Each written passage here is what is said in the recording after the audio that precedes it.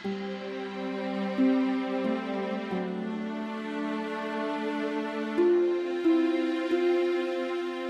जगदीश उघड की डबा भूक लागले। अरे थांब की तुला काही उडी गडबड लागली आहे, डबा तर उघडू दे।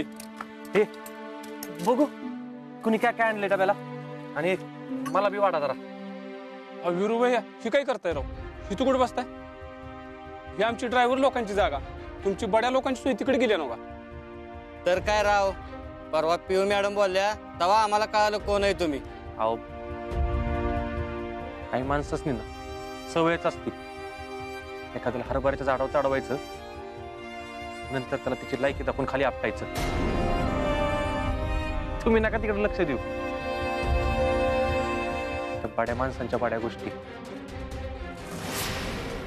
आपण ना आपल्या लायकीत राहायचं, आपण कसं इथं जमिनीवरच बरं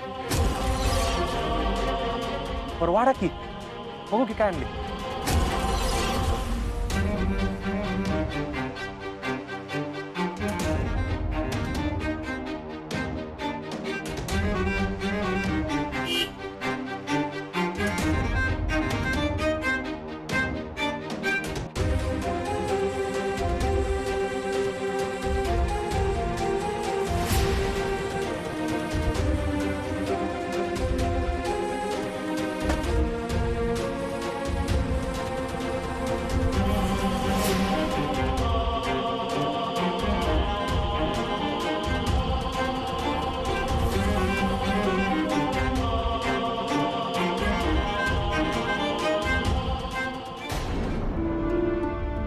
वैशे मला बोलायचंय तुझ्याशी। वैशे ग काय बोलते आम्ही? वैशे ग तुला ऐकायला येतंय का? मी तुझ्याशी बोलतेय, तुला दिसत नाही का मी कामात आहे? हे बघ वैशे, नंतर काम कर, मला बोलायचंय तुझ्याशी। अगं अशी का वागते वैशे? माझं काही चुकलंय का? तुझं नाही चुकलं ग, समजा आमचंच चुकलंय। मला तर असं वाटत होतं की दोन घरांमध्ये मोठा वाद चालू आहे, तुझं डॅडी वीरूला काहीतरी करतील म्हणून तू त्याला नकार देतेस, पण नाही, तुझ्या मनात हे एवढं समजा असेल असं मला कधी बी वाटलं नव्हतं बघ। असं समजा म्हणजे? हे बघ तू काय बोलतेय ना, मला कायच कळना झालं। तुला समजा कळतंय का पिऊ? उगच न कळण्याचा आव आणू नकस। वीरू तुझ्या बरोबरीचा नाही, त्याच्याकडे तुझ्या एवढा पैसा नाही म्हणून तू त्याला नकार देतेस वय? तुला तो आश्रित वाटला, तुला तो तुझ्या लायकीचं नाही वाटलं म्हणून तू त्याला नाही म्हणतेस? हे मला माहित नव्हतं। तू काय बोलतेस वैशे? मला नाग्यानं समज सांगितलं, आणि वीरूची लायकी काढण्याचा अधिकार तुला कोणी दिला ग? तो तुला तुझ्या बरोबरीचा नाही वाटला ना? अगं मग बघायला गेले तर मी पण तुला तुझ्या बरोबरीची नाही वाटत ना? माझ्याबद्दल बी तुझ्या मनात तुझ्याच भावना असेल। वैशे ग माझ्या मनात असं काहीच नाही, मी फक्त वीरूनं माझ्या आयुष्यातनं निघून जावं माहित आहे मला। अगं पण मला असं वाटत होतं की तू हे समजा त्याच्या काळजीपोटी करतेस, पण नाही, ते तुझ्या लायकीचं नाही म्हणून तू हे समजा करतेस हे मला माहित नव्हतं। पण एक गोष्ट लक्षात ठेव, तुला लाख पैशानं श्रीमंत माणसं भेटतात, पण मनानं श्रीमंती जाणणार, स्वतःकडे काय बी नसताना दुनियेला भरभरून देणारा वीरू सारखा पोरगा कधीच मिळणार नाही। बघ वैशे, मी फक्त वीरूनं माझ्यापासून दूर जावं, माझा तिरस्कार करावं म्हणून हे सगळं बोलले होते। बाकी तुला त्याला नाही म्हणायचं होतं ना, तर त्याला नीट सांगायचं होतंस तू। एवढा तिरस्कार करायची काय गरज होती ग? काय असतं ना पिऊ, शरीरावर जर काय एकदा जखमा झाल्या ना तर भरून निघतात ग। पण तू एवढं समज बोलून वीरूच्या मनावर जखमा केल्यास त्याचं काय ग? त्या आयुष्यभर कधीच भरून निघू शकत नाहीत बघ। तू त्याच्या आयुष्यात नाही म्हणून त्याला वाईट पण वाटेल, पण त्याला तुझ्यापेक्षा भारी पोरगी मिळेल। पण तुला वीरू एवढा चांगला पोरगा कधी बी मिळणार नाही बघ। पिऊन हात तोडणं लय सोपं असतं बघ, पण एक गोष्ट ध्यानात ठेव, आयुष्यात काय गोष्टी अशा असतात ना ज्या एकदा तुटल्या पुन्हा कधीच नाही जोडता येत। तुझं आणि वीरूचं नातं ना तू अशाच एका वळणावर घेऊन गेलीस बघ, जे पुन्हा कधीच नाही जोडू शकत.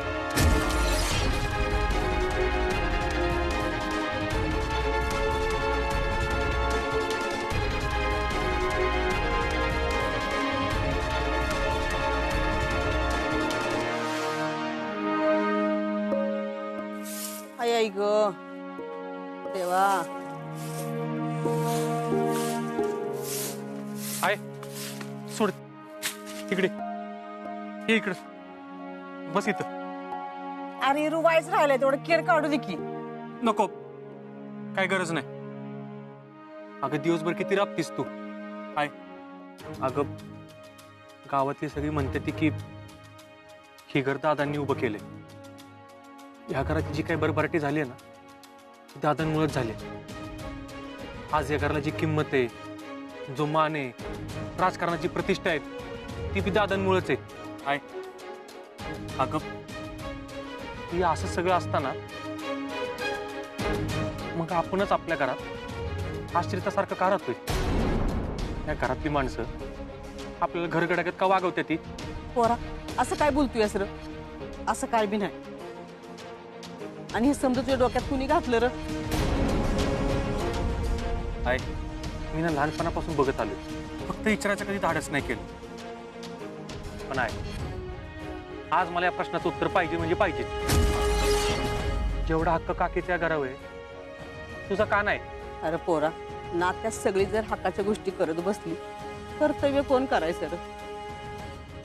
अरे या घरासाठी तुझा आजोबा वडील यांनी लय खस्ता खाल्ल्यात र. अरे त्यांनी केलेल्या कष्टामुळेच आज हे घर वैभव बघतोय. तुझे वडील होते ना तेव्हा मला बी लई मान होता र. ती गेलं मी सगळं बदललं र. आहे एवढं सण का केलंस. एवढं सगळं या घरात सोचत का बसलीस. पोरा मी लगीन करून ह्या घरात आली ना तेव्हा तुझ्या आजोबांनी माझ्याकडे शब्द घेतला होता, काय बी झालं तरी, किती बी संकट आली ना तरी हे घर तुटून देऊ नकोस.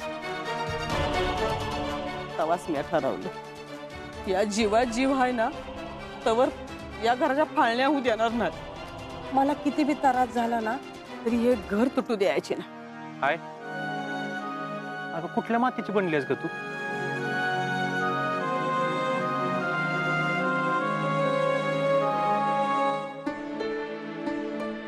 पिवताय काय झालंय हो. मागचं काय दिवस झालं तुम्ही लयच उदास उदास दिसताय हो. बोला की पिवताय. काय झालं पिवताई, काय बिनसले का तुमचं. लयच गप गप आहे.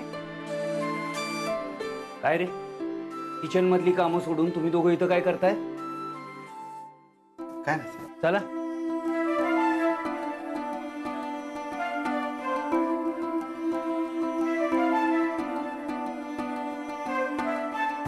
येऊ काय झालं. झेडपीत जाताना तुम्ही कसं तरी होतंय म्हणाला होता. काय झालंय. तब्येत बरी नाही का तुमची. नाही काय नाही डॅडी, ठीक आहे आता. जर बरी नसेल तर आपण डॉक्टरकडे जाऊयात. अहो नाही डॅडी, खरंच बरी आहे. येऊ राजकारणात आपल्याला 24 तास काम करावं लागतं. त्यामुळे आता असं आजारी पडून चालणार नाही तुम्हाला.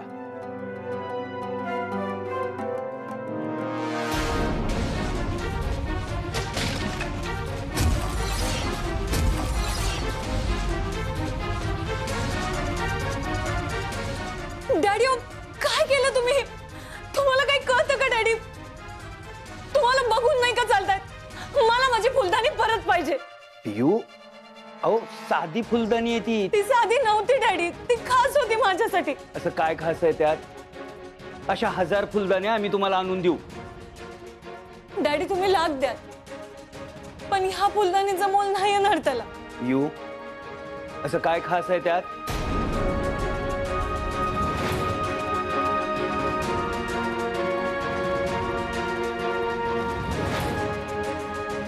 यू काय विचारतोय आम्ही. असं काय खास आहे त्यात.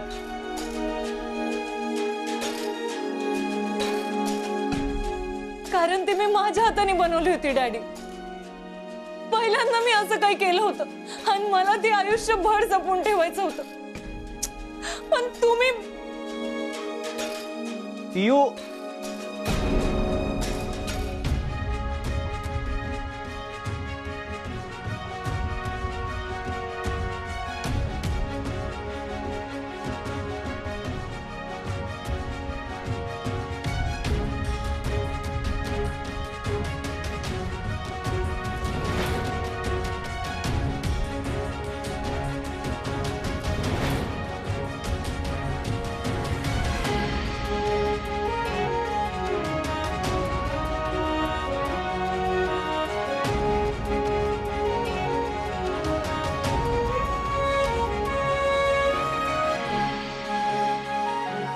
एक गोष्ट ध्यानात ठेव, आयुष्यात काय गोष्टी अशा असतात ना ज्या एकदा तुटल्या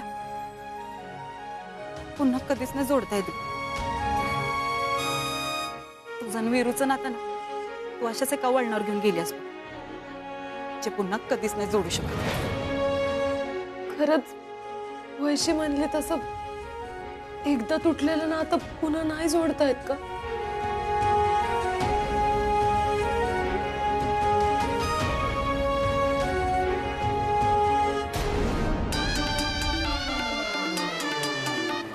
दीपे, ए दीपे, कुठे उलटलीस? काय झालं काकी? हे काय ठेवलंय घरात? हा, पाट्य दिशी उचल आणि फेकून दे. तुला माहितीये ना घरात घाण केलेली मला खपत नाही म्हणून. मी केली आहे तवा ही घाण. वीरू भयांचाही मला काय? दीपे, खाली ठेव, खाली ठेव. इथनं पुढं ना त्या वस्तूला हात लावून सोड. त्याच्याकडे बघायचं बी नाही. ए, कशाला एवढं नरड काढतोयस? मीच सांगितलं तिला फेकून द्यायला. काकी, बाकी काय बी करा, मला वाटेल तेवढं बोला. पाहिजे ती कामं सांगा, मी सगळं करीन. पण माझ्या या वस्तूला हात लावलेलं मला नाही आवडणार. पण जर ह्याला काय झालं ना तर मी खपून बी नाही घेणार. ए, एवढं तोऱ्यात बोलू नकोस. सोनं लागून गेले का काय या वस्तूला? ठेव तुझ्याकडच. परत माझ्या डोळ्यासमोर दिसली नाही पाहिजे ही वस्तू. आधीच सांगत्या.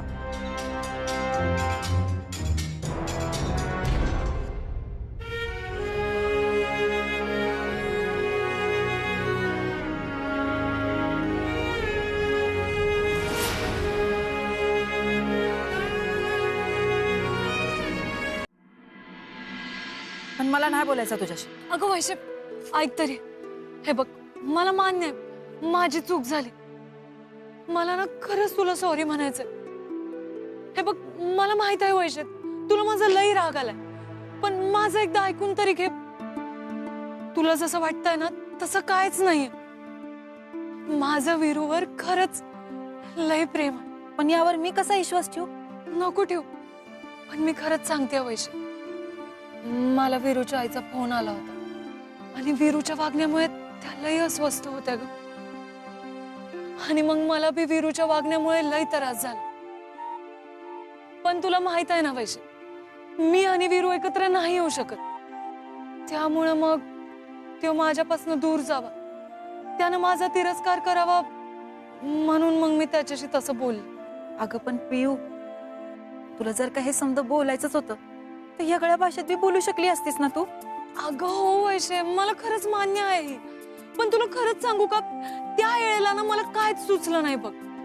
हे बघ, मी चूक बी केली आणि त्याचा मला लई त्रास बी झाला.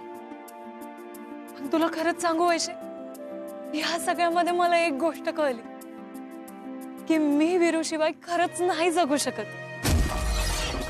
तू खरंच म्हणली होती माझ्याकडून जर काही नातं तुटलं ना तर ती कधी बी जोडता येणार नाही.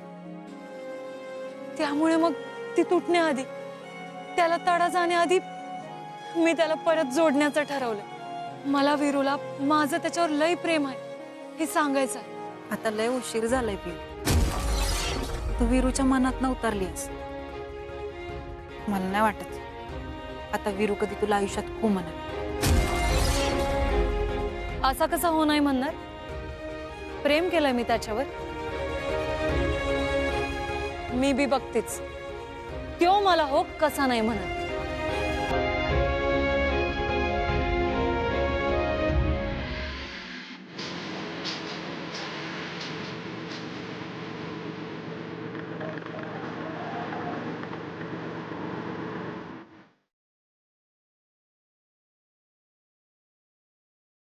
काका काका हो तेवढं गाणं बंद करा की. हो ना, काल परवा तर आवाज वाढवा म्हणून मागा लागला होता आणि आज अचानक काय झालं तुला? आधी आवडायला लागलं होतं पण आता नाही आवडत. बरं बाबा, बंद करतो.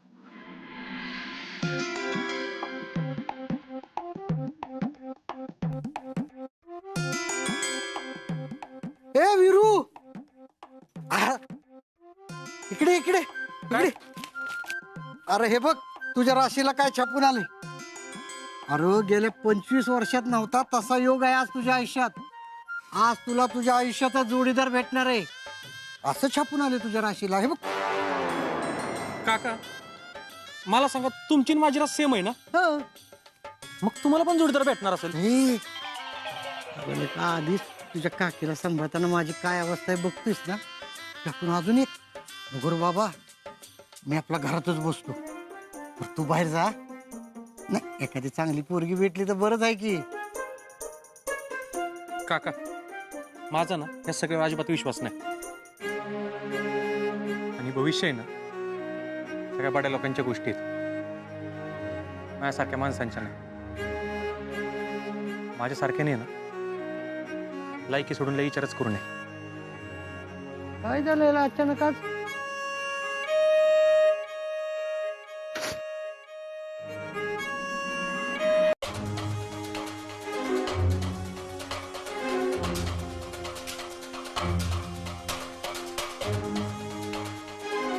नाग्या, हे कशाला बोलवलंस तुम्हाला इथं?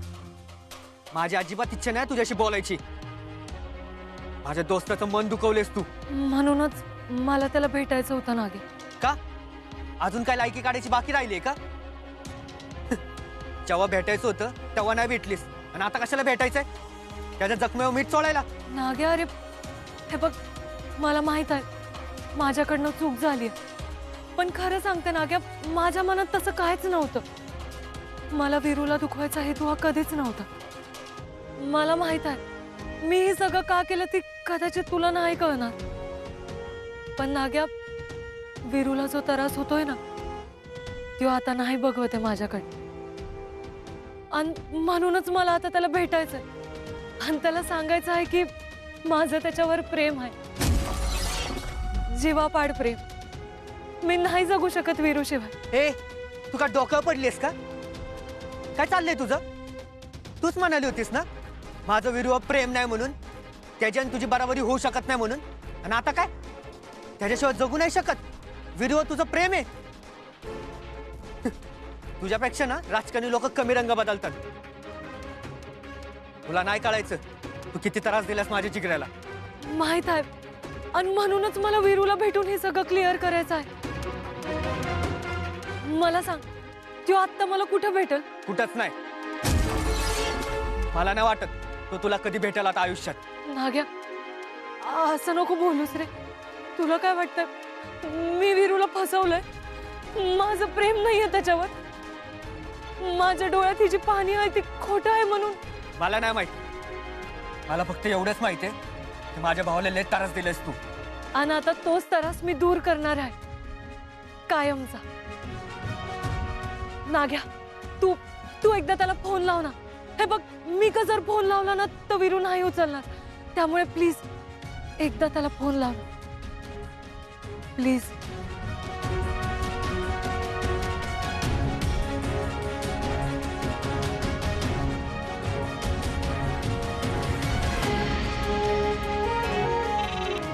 नाग्या,